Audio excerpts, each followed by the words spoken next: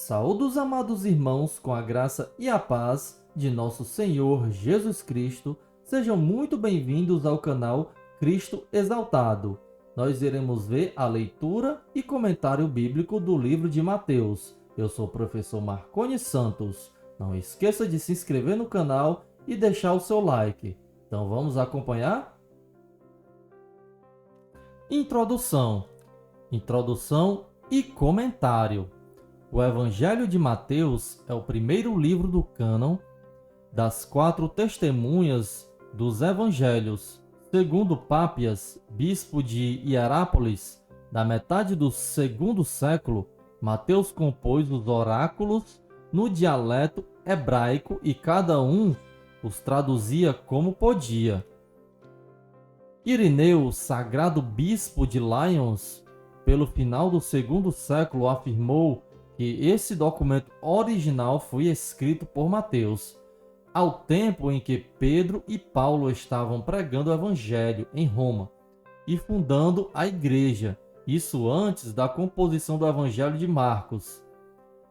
Eusébio acrescenta que Mateus, tendo pregado primeiro aos hebreus, quando estava para ir a outras nações, colocou em forma escrita na sua língua nativa o Evangelho, tal como o tinha proclamado, suprindo a falta da sua presença entre eles por causa dos escritos. Jerônimo afirma que Mateus, o convertido coletor de impostos, foi o primeiro a compor o Evangelho de Cristo e que ele escreveu na Judéia em hebraico para benefício dos judeus convertidos, mas acrescenta não ser suficiente claro quem o tenha traduzido para o grego mais tarde. A decisão de 1911 da Pontifícia Comissão Bíblica, válida para todos os católicos romanos, a prioridade do Evangelho grego de Mateus, mas que creem ser ele posterior ao Evangelho de Marcos e que o consideram uma revisão e não uma tradução da obra anterior de Mateus. Alguns acreditam que o Evangelho de Mateus tem origem de documentos aramaicos pelas marcas de composição grega original. Considera-se também o problema de concordâncias e discordâncias verbais entre os três. E também frequentemente ele é acusado de fazer pouco caso dos apóstolos sem razão, de suavizar as reprimendas que receberam do mestre, de exaltar a cristologia, de dar uma conotação judaica ao ensino de Jesus sobre a validade da lei mosaica e outras alterações tendenciosas. O Evangelho de Mateus retém detalhes originalmente transmitidos pelo apóstolo que tem tal nome, enquanto o Evangelho de Marcos frequentemente faz uso de reminiscências de Pedro. As indicações de que no primeiro Evangelho nós estamos em contato com o apóstolo Mateus são de fato muito menos evidentes do que o são as indicações no Evangelho de Marcos de que Pedro é a principal fonte de informação do evangelista. Mas elas não estão inteiramente ausentes. Não deixa de ter importância o fato de que o autor não só dá o nome de Mateus ao coletor de impostos chamado para ser discípulo. Saindo, viu Jesus um homem chamado Mateus, sentado na coletoria, e disse-lhe: segue-me. Ele se levantou e o seguiu. Mateus capítulo 9, verso 9. Enquanto Marcos e Lucas o chamam pelo que era provavelmente seu outro nome, Levi. Mas também é significativo que na lista de apóstolos só ele descreve Mateus como coletor de impostos. Filipe e Bartolomeu, Tomé e Mateus, o publicano, Tiago, filho de Alfeu, e Tadeu. Capítulo 10, verso 3 de Mateus. Além do mais, as referências ambíguas a casa onde Jesus se sentou à mesa com muitos coletores de impostos, publicanos e pecadores? E aconteceu que, estando Jesus em casa à mesa, muitos publicanos e pecadores vieram para cear com ele e seus discípulos. Mateus capítulo 9, verso 10. Podem ser também indicações de que foi na casa de Mateus que se reuniram. Assim também, as vagas referências à casa, em capítulo 3, verso 1 e capítulo 17, verso 25, podem igualmente ser indicação de que a casa de Mateus era sempre visitada por Jesus. Pelo menos ele sabia fazer contas pelas surpreendentes referências ao dinheiro. Duas parábolas em que os aspectos morais estão ligados a transações monetárias são peculiares ao primeiro evangelho. A parábola do credor incompassivo, que devia 10.000 talentos, e os dos trabalhadores contratados a 1 denário ao dia.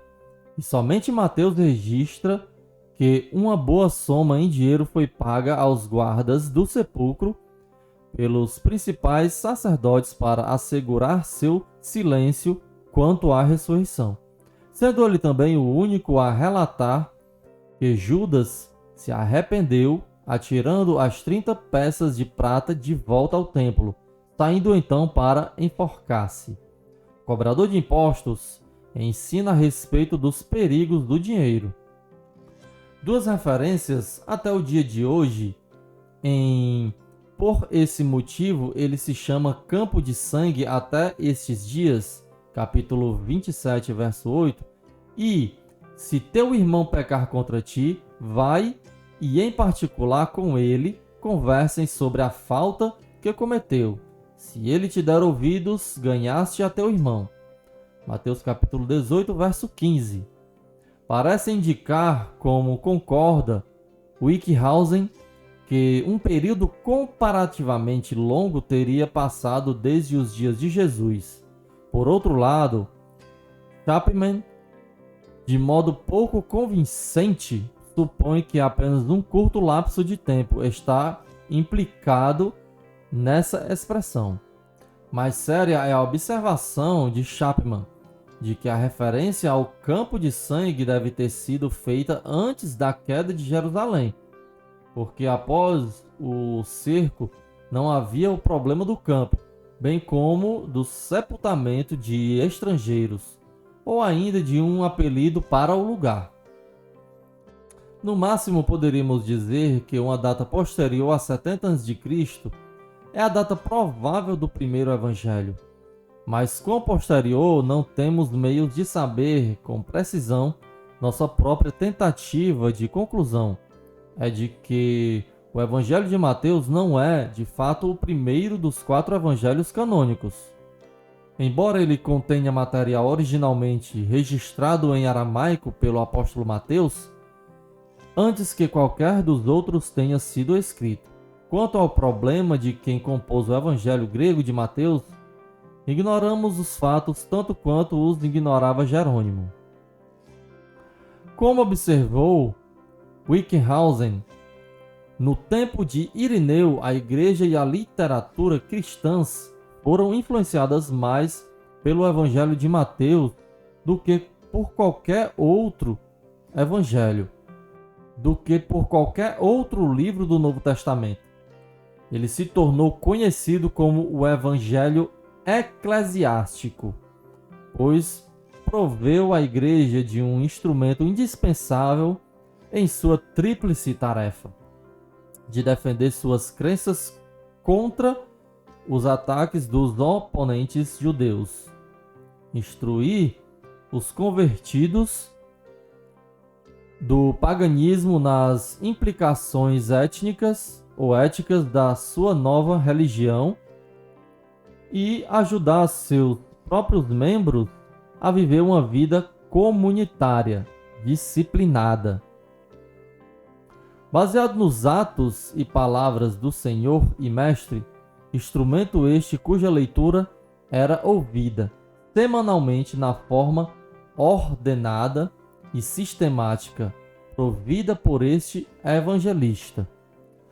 Nas palavras de Filson, sua força não está no poder de narração, nem no apelo literário, nem mesmo na profundeza mística, mas em sua comprovada e persistente capacidade de moldar o pensamento cristão e a vida da igreja.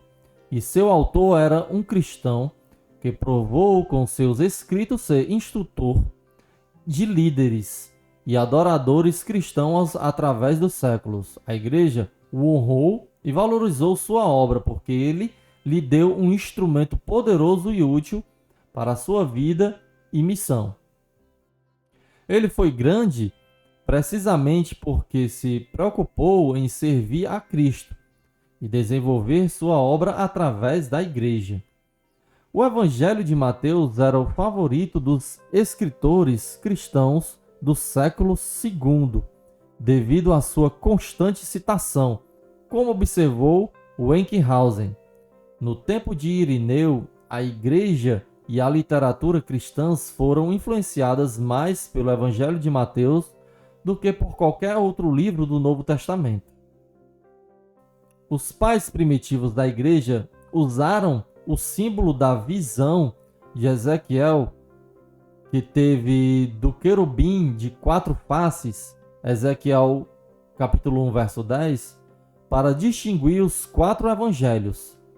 Sem dividi-los, esses divergiram, porém na aplicação específica que deram aos detalhes costumeiramente no Ocidente, o homem indicava Mateus, o leão Marcos, o boi Lucas e a águia João. Agostinho, como bem maior acerto, inverteu a ordem dos 2 primeiros símbolos, de modo que o leão passou a designar o Evangelho de Mateus. O versículo de abertura da genealogia peculiar indica que a importância de Jesus é o fato dele não ser apenas o Messias, mas o filho de Davi, designado no versículo 6 como Davi, o rei. Ao tempo de seu nascimento, sua mãe era desposada de José, sendo este um descendente direto de Davi. Capítulo 1, verso 16. E referido como filho de Davi. Capítulo 1, verso 20. Jesus, que é chamado Cristo, é, portanto, descendente legal da antiga realeza, um homem nascido para ser rei. No Evangelho de Marcos, o título Filho de Davi é uma só vez dado a Jesus, a saber, pelo cego Bartimeu. Em Mateus, não somente cegos, em 2 ocasiões diferentes, capítulo 9, verso 17 e capítulo 20, verso 30. Mas a mulher cananeia, capítulo 15, verso 22. As multidões quando Jesus entrou em Jerusalém, capítulo 21, verso 9, e as crianças no templo, capítulo 21, verso 15. Todos se dirigem a ele como tal. E depois da cura do endemoninhado, cego e mudo, as multidões exclamaram: pode ser este o filho de Davi? Capítulo 12, verso 23. Que Jesus nasceu nesta herança real e ainda enfatizado pelo pedido dos astrólogos chegados do Oriente, informando-se sobre a localização da criança nascida para ser rei dos judeus. Capítulo 2, verso 2. Os evangelhos. No fluxo da tradição da igreja primitiva, a primeira constatação.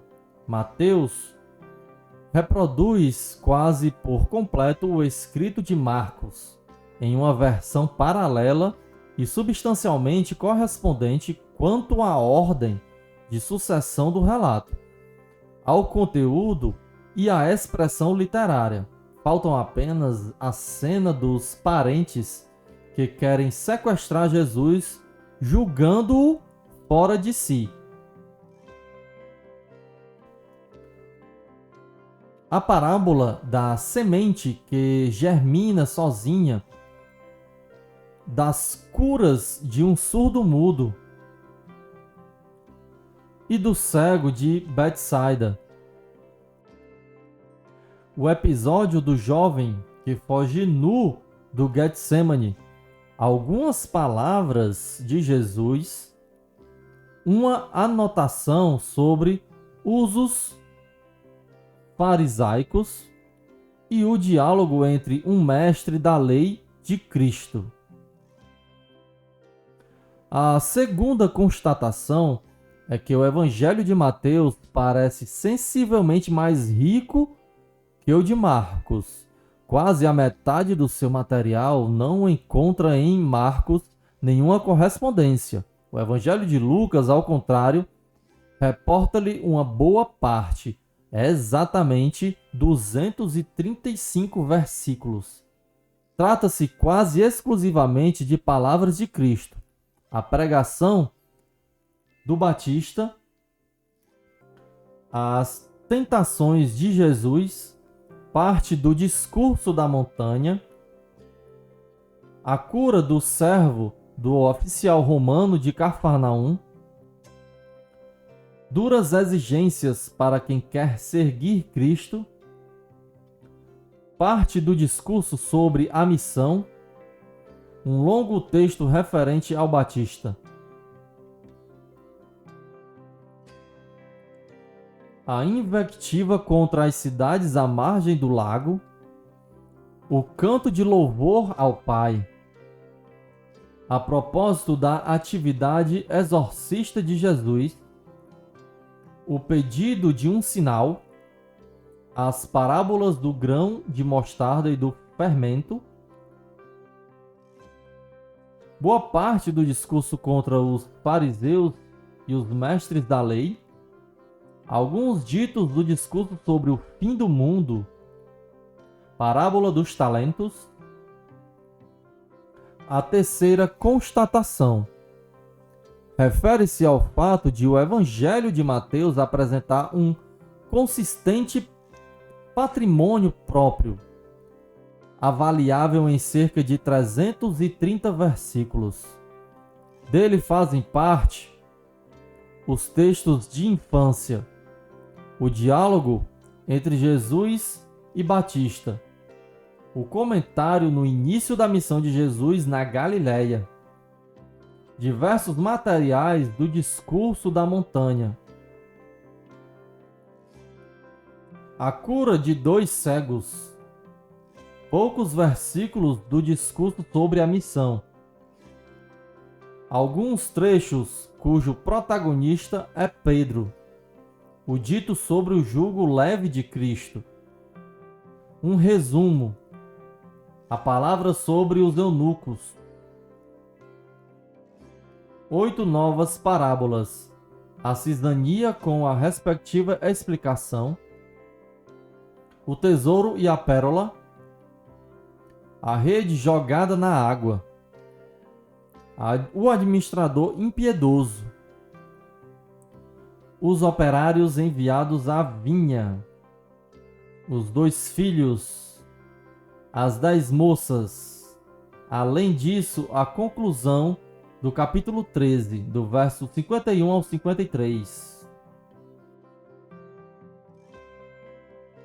Partes não desprezíveis do discurso eclesial e do discurso antifarisaico, a cena do juízo final, algumas particulares do relato da paixão, a aparição do ressuscitado às mulheres,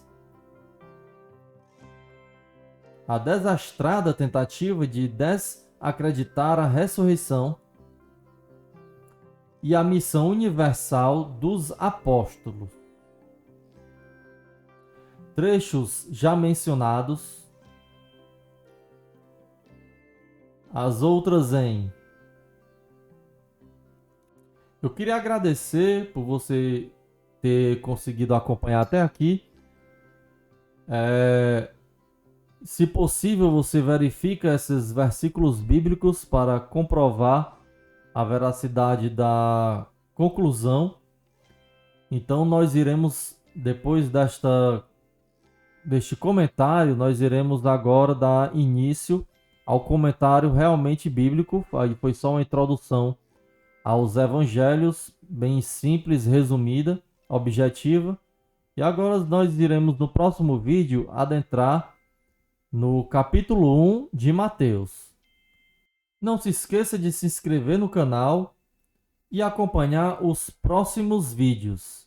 Então, muito obrigado e que Deus possa abençoar a sua vida com graça e conhecimento. Que Deus lhe abençoe.